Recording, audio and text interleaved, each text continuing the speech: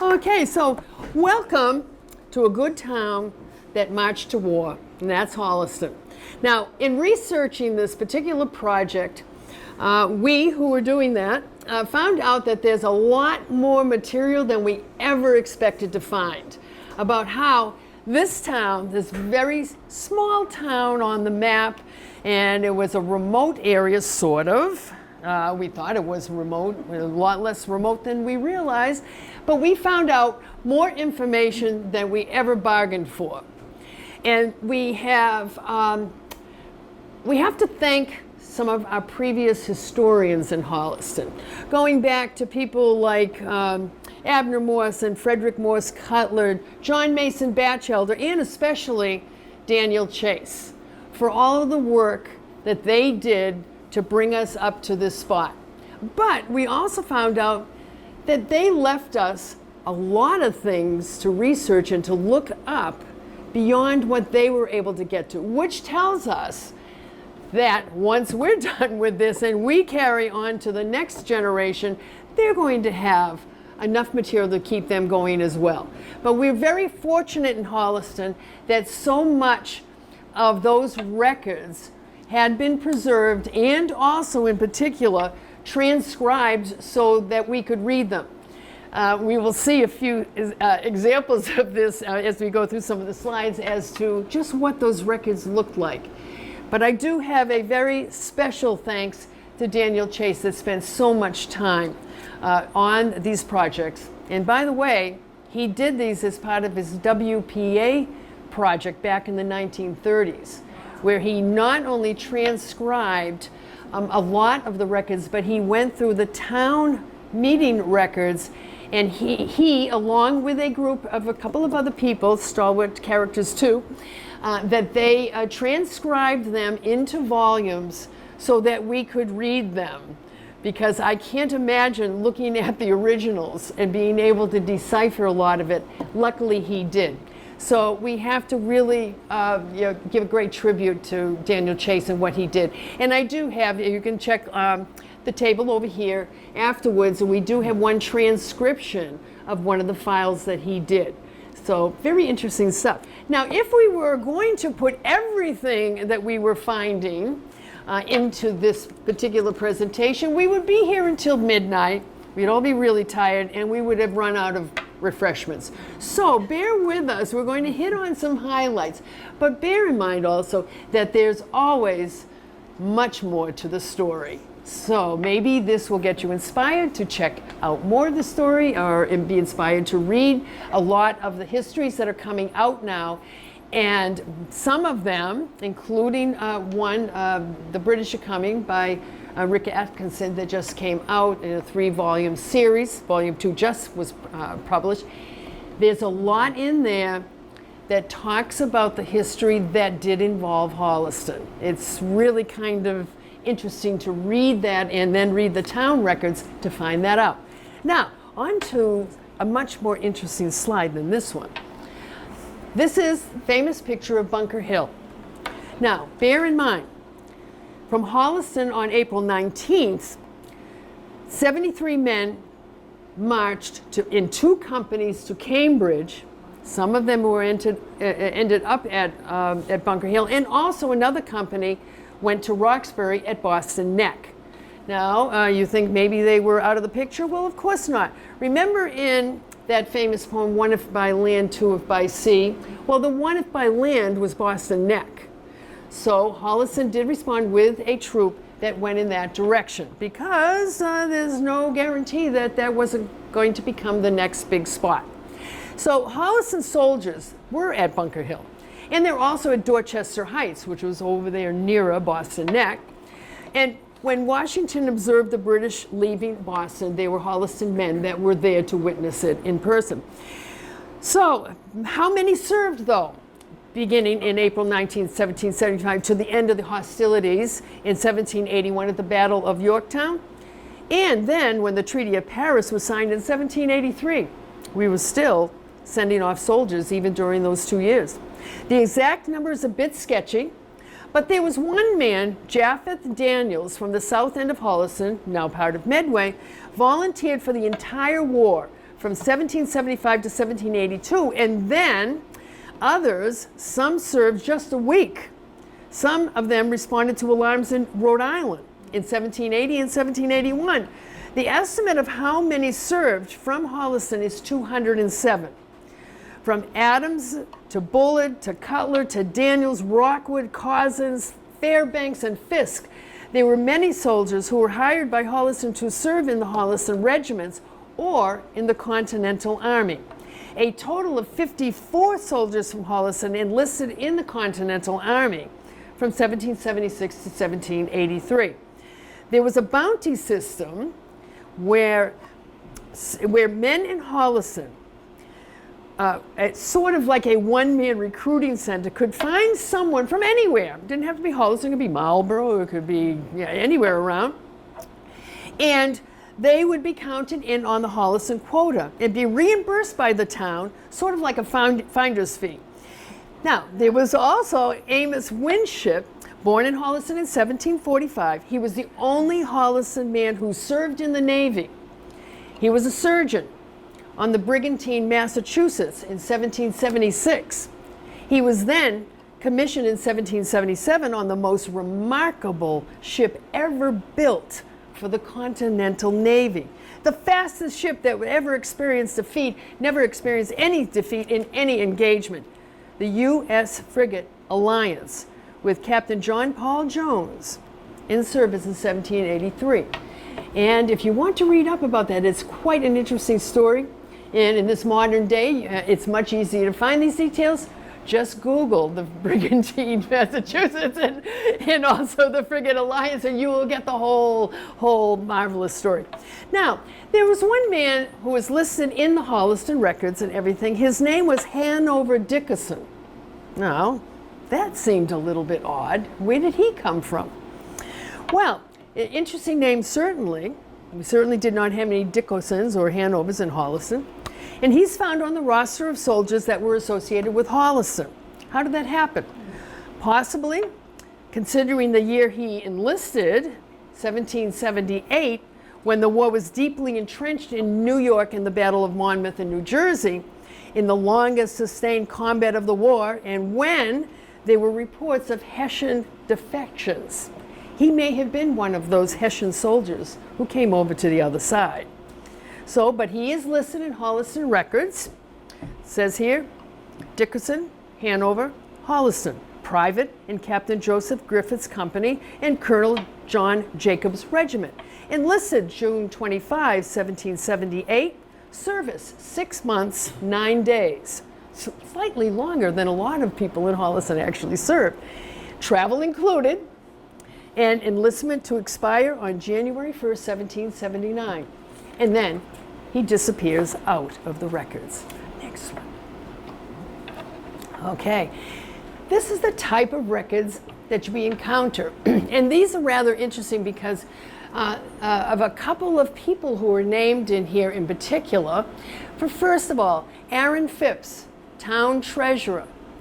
And also, he would dole out the money not only for town issues, but also for all of the soldiers that were serving. He would also take care of money and supplies to the families of the soldiers that were away.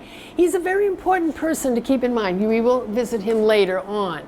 Now, but look at all through there, about 10 pounds, and this was in 1778, right in the middle of the wartime.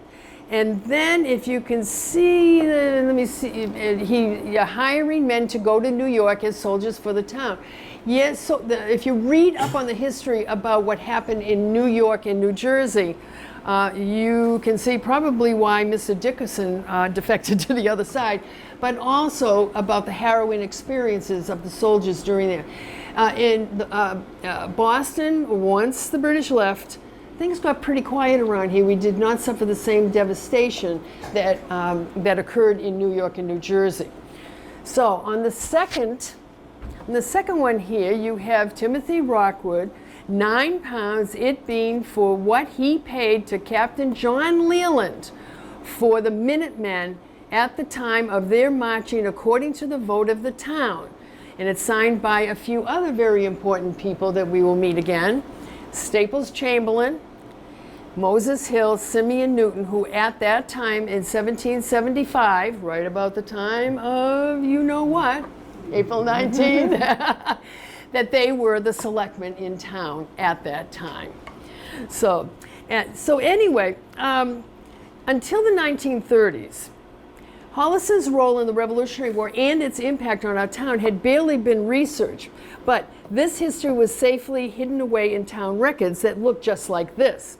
Their preservation is due to the efforts of a group of townspeople who came together with pencil, pen, and typewriters in the 1930s and completed much of the work in projects funded by the WPA, which was established in 1935. There are more than a dozen transcribed volumes of town meeting records from 1724 to the 1820s.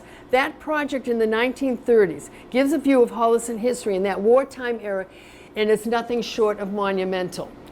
And it makes it a lot easier to read the typewriting than it did to go through here. Thank goodness for those stalwart historians back in the 1930s. But where to start? In the beginning, Holliston was paying close attention to the politics unfolding in Boston.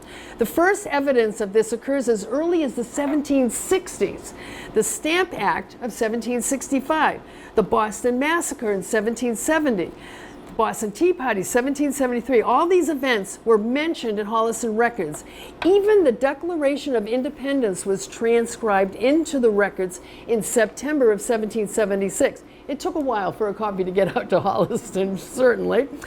Now, town meeting, March 5th, 1770, the first Monday in March, the traditional annual town meeting date, which was our traditional meeting day right up until the 1980s, by the way. It ultimately changed at that time, which I thought was kind of sad. We lost that little bit of vestige from the first Monday in March. But ironically, that meeting in 1770 was held on the same day as the Boston Massacre.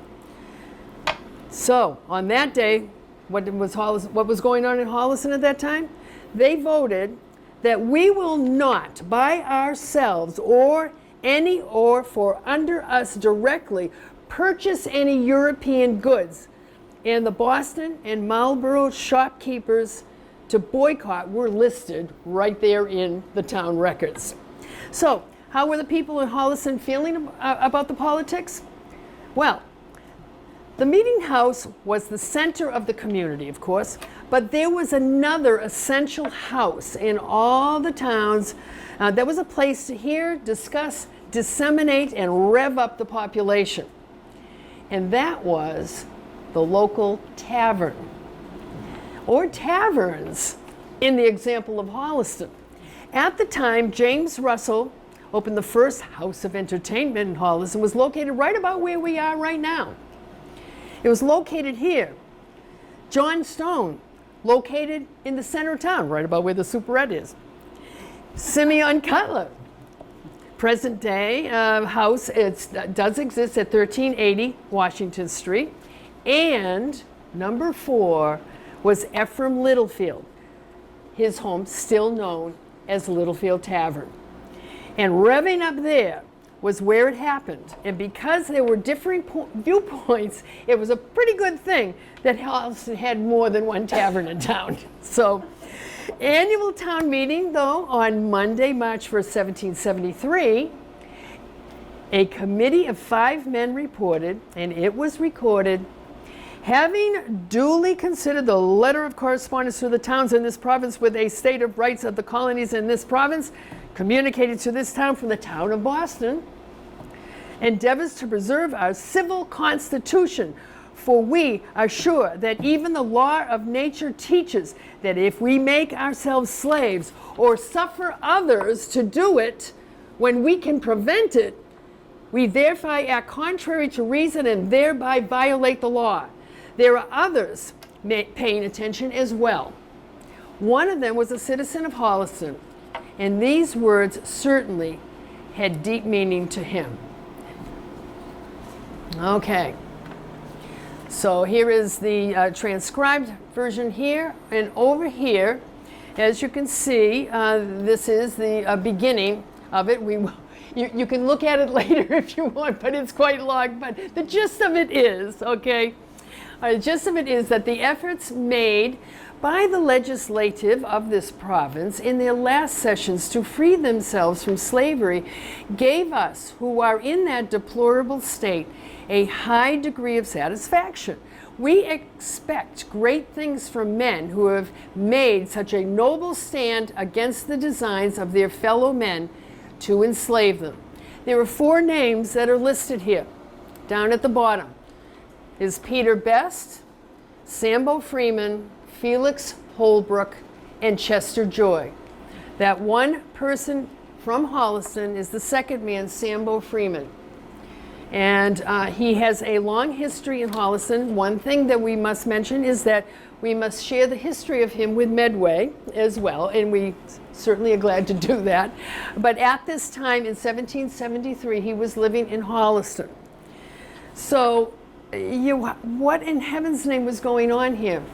Here in Massachusetts, it was a strange system when it came to slavery, which did exist. There were enslaved persons living next door to free blacks. You often wonder, what was going on between the two of them? Well, this was a letter that was sent to the Massachusetts Bay House of Representatives, stating that how about if we can work out some way that the enslaved can become free? Because after all, that's what you're saying right here. You know, I mean, you don't want to be slaves, and you know what? A lot of us here don't want to be slaves either. These were free blacks that sent this petition in. And so it's kind of a dilemma here as to what was going to go on with this particular situation. So you want to be free, so do we. And this is 1773. So the petition went into Boston. The representatives considered this bill. There was probably much discussion about it, and they actually voted in favor of it. But there was one little bit of a problem. The problem is that the governor Hutchinson, was a Tory, and he was not going to sign anything like this. So what happened? Well, what happened was that they had to wait 10 years. 1783, slavery was repealed in Massachusetts. But here it got a start, and there was the discussion, the rumbling about it as far back as then. And it is an interesting bit of history as to how those different strata of society all shared the same space.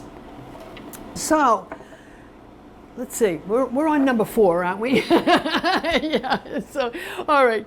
So anyways, Sambo did affix his name to this, along with the 3 others.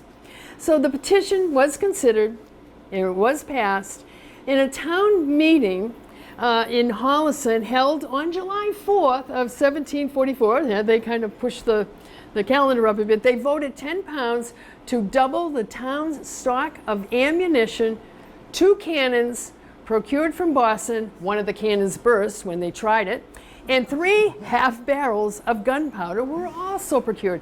There was this begging and crying for everybody to stockpile gunpowder everywhere, right up through the time that George Washington spent, here in Boston and Cambridge. He was also begging for gunpowder as well. It did not stop for the entire war. Now, Article 4 at that town meeting of October 3rd also stated, this is really kind of interesting, also said that they recommended that some method be agreed on for the country to have certain intelligence when there is occasion to assemble in its defense, the system of relay riders to alert through every Middlesex village and town was organized. Now that is about 6 months before April 19th. That system was already in place, coming all the way out to Holliston. And where did they come along? It was probably along the street we know as Washington Street. It was considered to be the shortest route and it was for a long time the shortest route between Boston and Hartford, Connecticut. And it's called the Middle Road. And you would travel along this way, and that's why George Washington it was recommended to him to come this way, because he couldn't go to Rhode Island. He didn't want to go back on the same road he came in on. And they said, oh, take the Middle Road. It's the shortest route back to Hartford, which he did. And you can still do it today. The roads are still there, and you're able to do it. I did try it one time from Holliston. I started at the square, and I rode that route right out to the Connecticut line, and my odometer said exactly 26.0 miles. Now, we are 26 miles to Boston. Think about that. So, if you want a nice scenic route to go to Connecticut, that is the best way to do it. Follow that route. So, anyway, so they organized this whole relay system. They had it all in place. Probably came down through Sherburne, came into Holliston, and one historian says that they rode on to Mendon. Well, we think of Mendon as being up there, on Route 16 up the hill and all that. Actually, Holliston and Mendon at the time shared a town line, because Milford was not incorporated until 1781. And so we were right next door to Mendon. So there they went. So a little bit of that little bit of geographic history. So, all right, next one. Next one we have, okay, we'll leave that there. Go back one. Yeah, okay. Oh, all right, yes. That's prepares for war. This is really important. Yeah, that another article on that same town meeting on October 3rd, 1774, something very important here. It says that you endeavor to promote and concur in every reasonable method for supporting and defending our personal rights and properties, and for advancing the public's security and welfare. Consequently, we desire you to recommend to the House of Representatives or Provincial Congress, whichever comes up first, their early attention to encourage American manufactories, and when you have convenient opportunity, you move that some measures be taken to encourage the raising of sheep, flax, and providing all necessary materials for making your own apparel. And I will say that today I am wearing all linen, which I am supporting, yes, which comes from flaxen, so I am supporting that war effort at home. So there we have there, and now because of what they say here about making our own apparel, we're going to have a look at some of that apparel. All right, you're on. Yep. Yes. Yeah, I'm going to be moving back and forth. Yes, so. that's fine. Yeah, that's fine. So first thing I would like to point out is that while all Minutemen were part of the militia, not all of the militia were Minutemen. Right. But I'll get to some of that more of that in a moment. So when you imagine, when you hear the word Minuteman, perhaps you picture something like this. Or if you're like me and you were a kid in the 70s and watched Schoolhouse Rock on Saturday mornings between cartoons, you think of this. Sorry, I couldn't resist. My daughter suggested it. I had to put that one up there. Or maybe you think of this. Now, of course, this is the statue that is at Minuteman National Historical Park. So when Daniel Chester French created the statue, the Minuteman, he chose to have him holding his musket in one hand, and his other hand is on his plow, to remind everyone that the men who fought for our independence were farmers and tradesmen. Now, these civilian soldiers were not an undisciplined rabble, as the regular soldiers serving under King George III were soon to find out. So, the average farmer in Massachusetts wore clothing made primarily of wool and linen, as these were the easiest and the least expensive to procure. Now, men's shirts, I'm going to ask my model to come and join me. Right. Yes. So men's shirts were, for the most part, made of white linen, although sometimes the shirt could be made of a checked linen, which Frank is wearing, if you can peek at his collar there. So linen was easy to wash and could withstand the washing methods of the 18th century. Yeah. And it would also absorb the dirt and oils produced by the body, which could then be eliminated through the laundry. Yeah. So the other clothing items he was wearing, if you would join me over here so everyone can see you. So he's wearing a waistcoat and breeches and stockings, and these are called farmer's boots or spatterdashes because they would help to keep the stockings clean.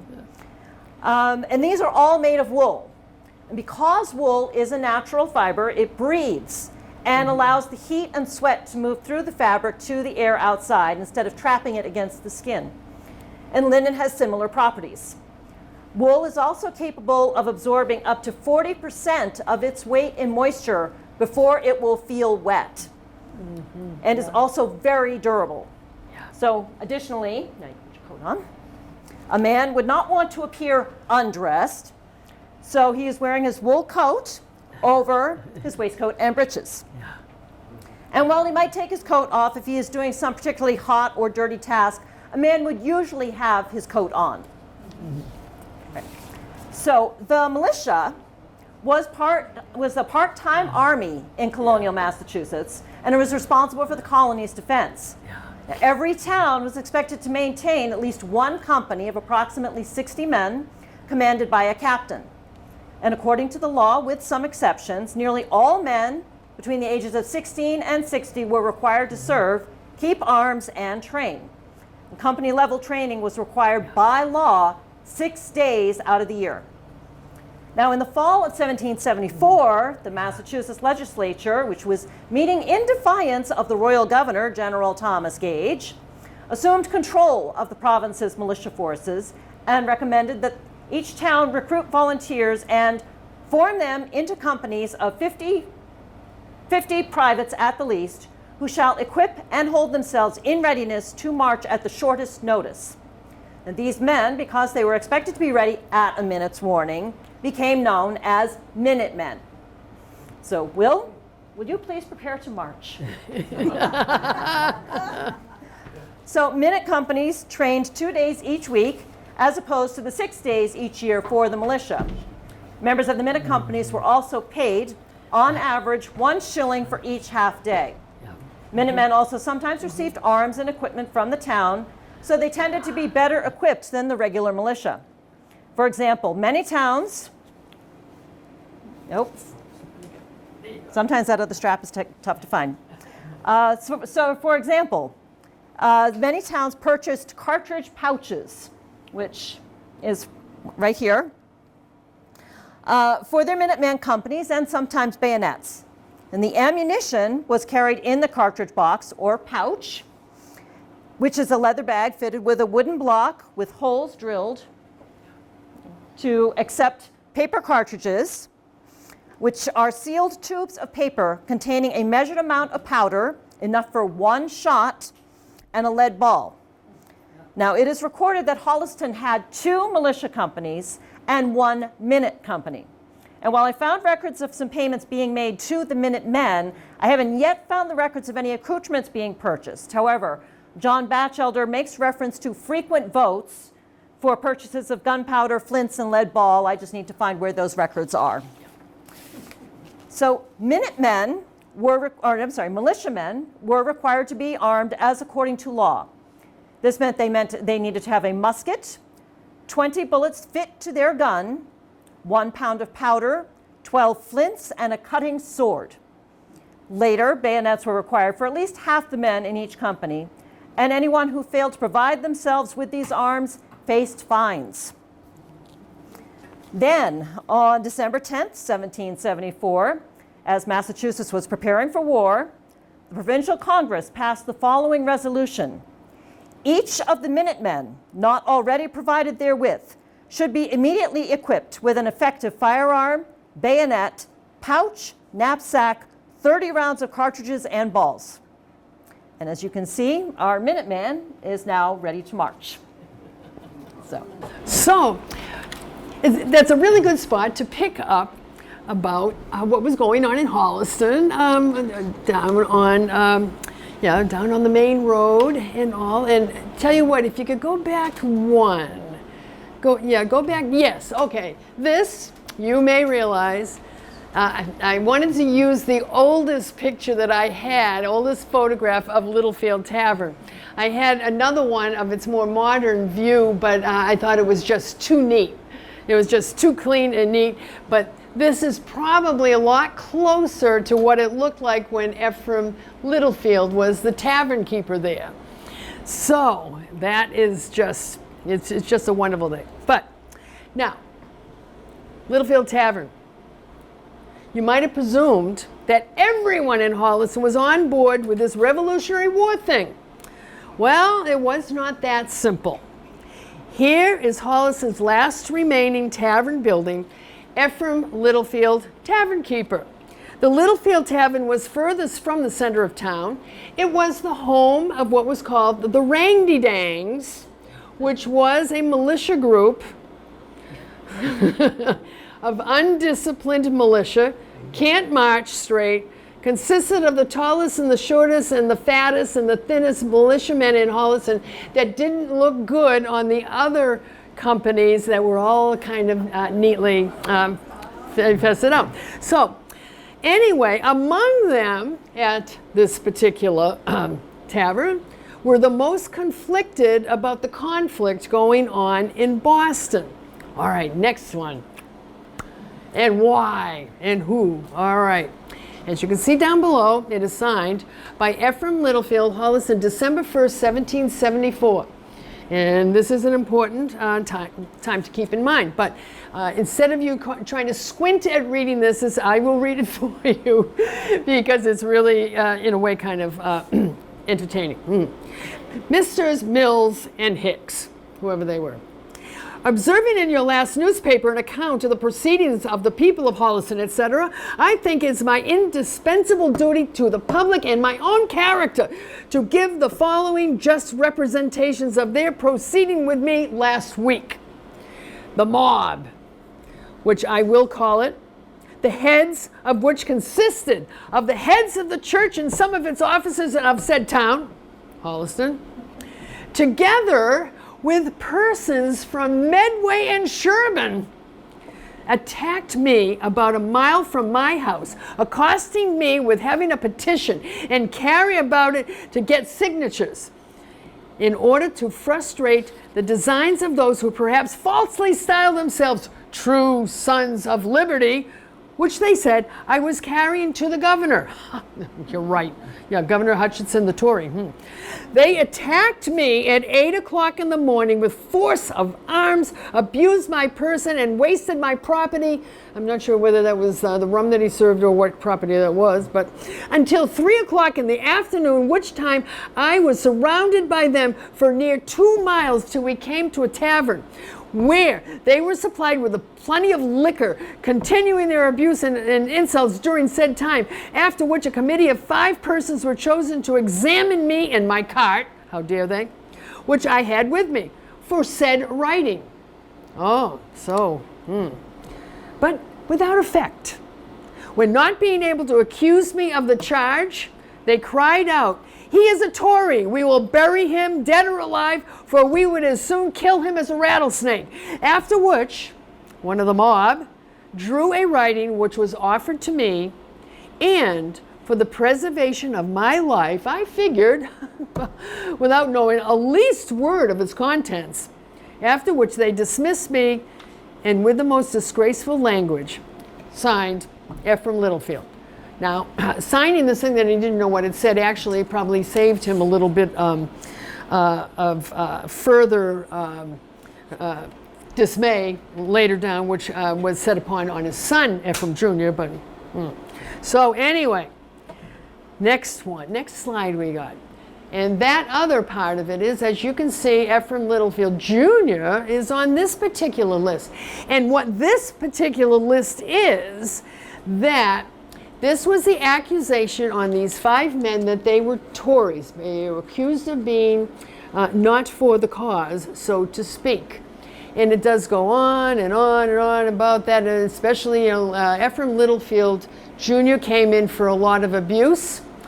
And basically what the town did, at this time was that they put them under house arrest, so to speak, and that everybody in town would be keeping an eye on them. And also they were each charged a bond of 100 pounds in order to behave themselves.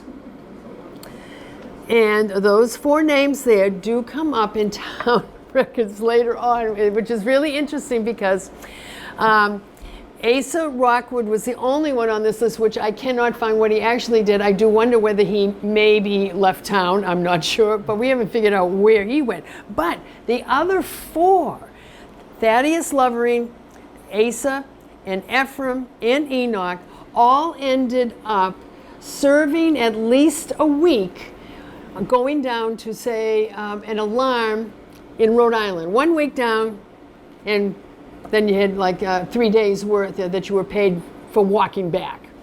Anyway, all 3 of them. Now, Enoch Chamberlain is a favorite of mine because his brother, Staples, is one of our revered, absolutely exalted patriots in Holliston.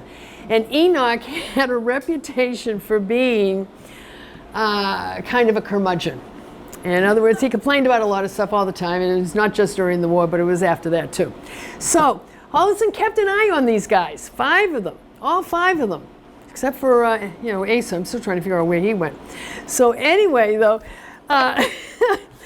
they kept an eye on them. And as they had said, was the town voted not to choose to office or employ in any business in town any of these persons that appeared inimical to the country in regard to the present war or otherwise, but to treat them with neglect. And yet, those 4, sorry. Oh yes, we're getting it. All 4 of them at least served a week to go down to Rhode Island. It's kind of covered them.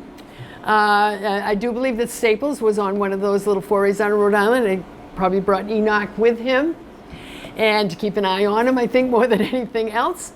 And the others as well. And as you can see, Ephraim Littlefield Jr. is there on the end of the list. He will get a brief mention later on. So anyway, next page. All right. So this is the home of Jacob Miller, which still exists in Holliston on Miller Hill. He was born in Holland and probably had more military experience than the average colonial. He settled in Holliston early in life on Miller Hill, bearing his name to this day. He was a captain of a Minuteman company on April 19. He was commissioned major, taking the place of a man killed at Bunker Hill. He met along the way Paul Revere, and appears as though he advised Paul that Holliston was a safe place for his family to live during the time of the siege of Boston. After the British evacuation of Boston, he served briefly as commandant of the fort at Castle Island. But he was also a neighbor just around the corner up there on Miller Hill with Staples Chamberlain. He was a captain of the company of Minutemen on April 19th. He was a town official at the same time. He made a remarkable journey during the war with provisions gathered up, clothing, knitted stockings, provisions, food, probably salt pork, all gathered and made by the women of Holliston. He transported the wagon load to Valley Forge in 1778, a 300-mile trip one way. He left Holliston in January. It was then over the winter of 1777 to 1778 that 11,000 of Washington's Continental Army faced one of the most trying episodes. They were Holliston men that were at Valley Forge. That is what inspired the people of Holliston to do this. While rain, cold, and snow kept it going a little bit slow, Holliston was able to mobilize all of these supplies, and they sent Staples Chamberlain to Valley Forge carrying that wagon load, and specifically for the Holliston soldiers there. He was back in Holliston in time to preside as moderator at the annual town meeting on the first Monday of March. This is one of Holliston's enduring Revolutionary era tales. Between Staples Chamberlain and Jacob Miller, neighbors in Holliston, they are probably, I would say, at least the two most iconic Revolutionary War historian figures that we have in Holliston. They have been mentioned, and the stories have been retold over the years that the two of them have really endured. Now, well, let's go to number 10 after this. Yeah, go to the next one. Yeah, that is Castle Island. Now, I did find one note that said that Jacob Miller was the commandant there in 1776. Still trying to find out a little bit more about it. Now, Castle Island, that's what it looked like at that time. If you go there today, I understand you can, there's some more touristy items there, including, isn't there some sort of a great shop where you can get hot dogs and clams and whatnot, all the other things that people expect to find when you go to Castle Island. Yeah. So anyway, Revere did own a tract of land in Holliston for a few years after the war, and he is mentioned as having visited the Reverend Dickinson. In Dickinson's diary made note of that. Conversed with Revere during one of his visits here, and after the war. Now the thing is, unfortunately, Reverend Dickinson didn't write down what they talked about, which is kind of disappointing. Now the thing is, between these two iconic figures, up at the West Cemetery, you will see two government-issued stones for Staples Chamberlain and Enoch Chamberlain. One protest that I have about it is that the stones are back to back, but Enoch is out in front instead of Staples. And I always thought the Staples really should have had the front view and everything. We're not really sure where they are exactly in that cemetery, if at all. That other dilemma also came up when we were trying to find out where Jacob Miller is buried. He died in 1812, and we're still trying to figure out where he is. But we can just presume that they are around here somewhere, and we'll keep looking for them, and we will assume that Staples is up there at West, and Miller, we're still looking for him. But what's interesting about Jacob is what he had stated later after the war. He was still very much involved in town affairs and all of that. And he appears in town records throughout his life. But here's a little glimpse of him that I found rather charming. And it was at the town meeting of November 5th, 1804.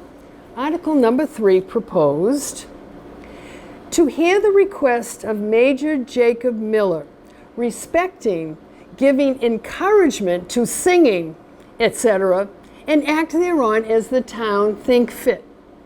So I guess he was musically inclined as well. Now, the thing is, as Terri said, we must not forget the ladies. And we know that they were working very diligently. They were the ones that were making the clothing, they were gathering the food, and they were taking care of the farms at home while the men were off to war. And one of those great stories with Simeon Cutler, lived at what is now 1380 Washington Street, was that he snuck home one night. He was in Cambridge and all, and things were a little bit quiet, so he decided he would sneak back to Halls to find out how things were going. He got back a little bit late. It was dark, and his family was already up in the loft asleep. And he goes to open up the door of his house, and he can't get the door open. He can't figure out what's going on. So he goes around to the side, and there was windows up in the loft area, and so he probably threw a few pebbles up or yelled up to his wife, said, "Hey, why can't I get in the door? What's up against, something's stuck up against the door?" And she said, "Oh, yeah, it's okay. It's okay. a group of Native Americans who were walking along Powell Lane had meandered along, and what their habit would be that they would pile into whichever house that they would find and settle down on the floor of your house and sleep over. And then in the morning they would get up and leave. And this was very routine, and this was happening right up until about 1800 in Holliston, where this would happen.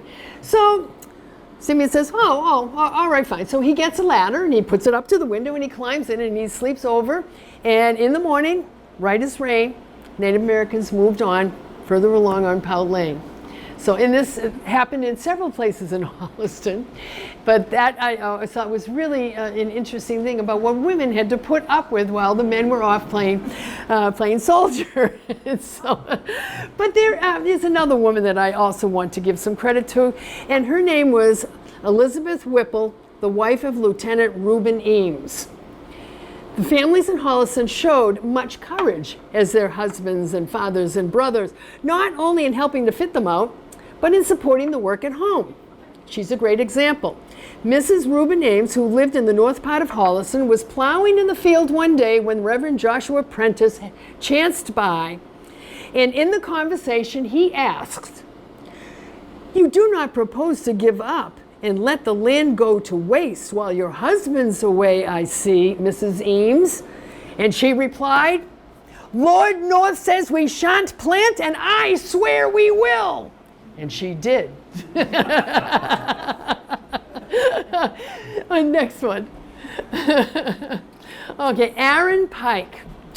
He is buried up at the North Cemetery on Cedar Street. You can pay him a visit and your respects.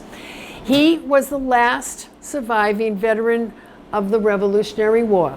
And as it happened, of course, he was very advanced in age, and most of his family had died before him, nearly all. He was buried as a pauper. The town buried him, and these types of gravestones were government issue. It was done starting in the 1890s and especially through the early 20th century. And you can see another behind him. And that's Ephraim Bigelow, same thing. The stones that are a place for Staples, Chamberlain, and Enoch are also of this type. And there are many of them around. You will see them in all of the old cemeteries in Holliston. And that will designate that the stone was put up long after when there was no other marker. And he does have one of those very elaborate veterans posts there. So that is maintained. So Aaron Pike deserves a little bit of a tip of his tricorn hat. So next one. Okay, this is the Asa Bullitt. And this one is at the South Burial Ground. And the thing is, what is interesting about him has to not to take any of the shine away from Staples Chamberlain, but Asa Bullitt, born 1730, is the one honored by this stone. He served as an officer in the Revolutionary War. Was written that he subsequently lost his reason and was taken care of by his brother James. He died in 1804. Three. Anyway, the thing is, he also performed that wonderful duty of taking a wagon load of supplies to soldiers in New York. Now, it wasn't quite 300 miles one, but it was quite a few miles nonetheless. And 1777, December, was a very difficult time. If you spend time reading on the Revolutionary War, it's kind of an interesting thing if you're doing that to realize what was going on locally that parallels what you read in the history.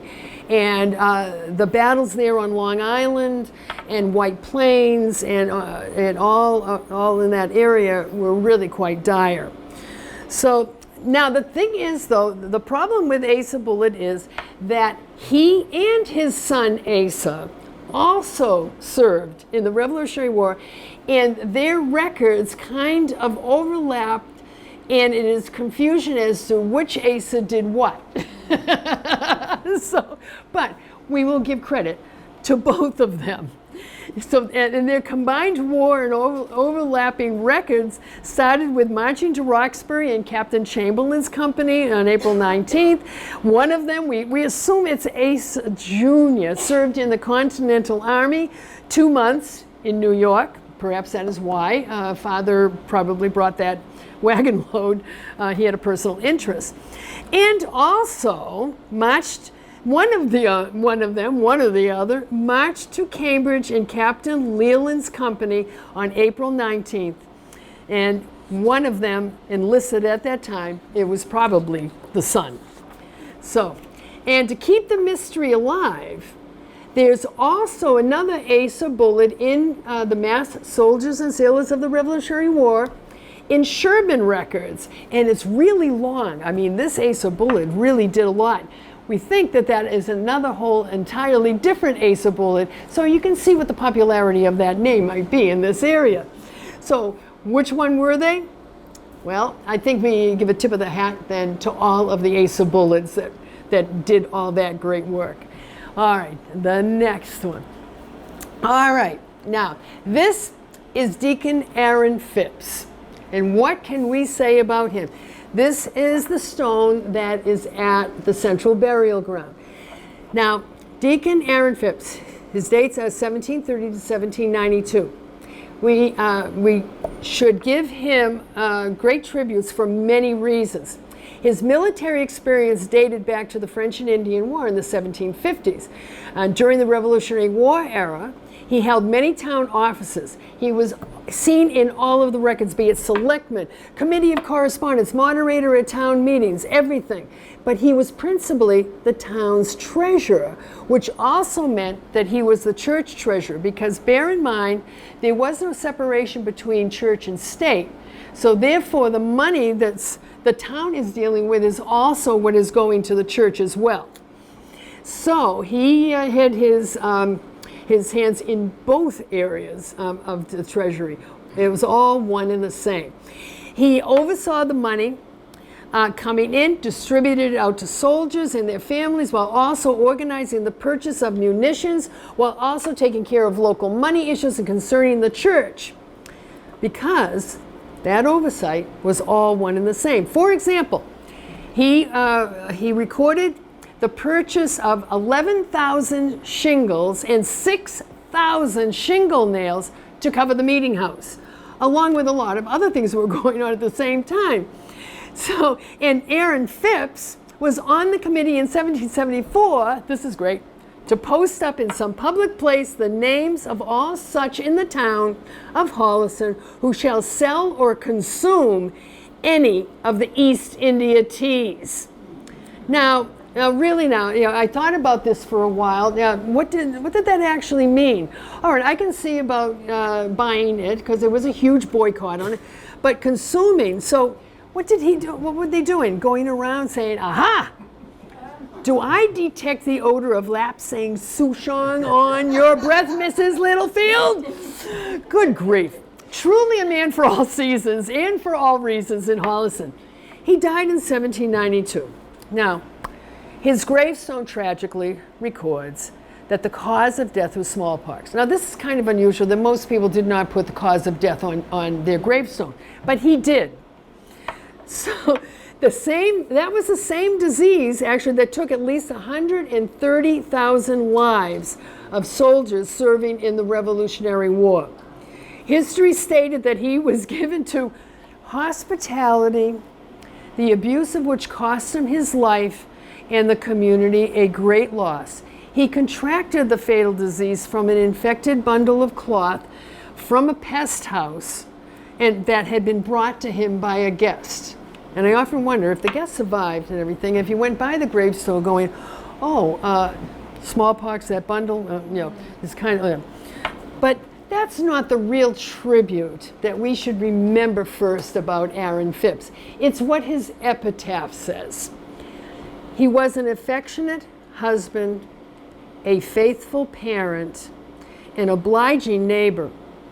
He was esteemed a sensible and worthy man. The church mourned the loss of a prudent and persevering advocate in the cause of Christ. And that's much better than thinking, oh yeah, that's the guy with the small point. No, he was a person who is held in high esteem for very good reasons. For all that he did during the time of the Revolutionary War, his imprint, his name, is everywhere in the records. So anyway, that pretty much brings us to this end with the caveat to you that there's always much more to the story. But, we don't want to run out of the refreshments. But one thing I do want to say before I end is I want to give a big thank you and a shout out to Carol Kosicki. Because of all those Mondays, all the Mondays that we spent up in the library going through records, and we would debate the issues, we would hash out the details. What do you think about this? Oh my God, what's all this about? What's that?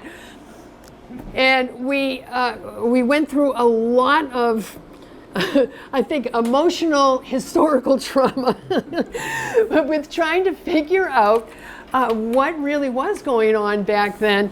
And I really thank her for putting up with me and all the sessions of us trying to figure out what went on and everything and lead it to this and what do you think about that? It takes a lot of people to do that. And so we also invite any of you who are curious about it to join us on Mondays at 1 to whenever and wade through the archive room with us, which may give you the first thought of looking at it, because it is a little bit, as I would call it, a bit of a hoarder's paradise. And it's wonderful for historians. We pretty much know where most stuff is, but it is a lot of fun to try to figure out what went on in Holliston during this period. And as I said, there's a lot more to that story.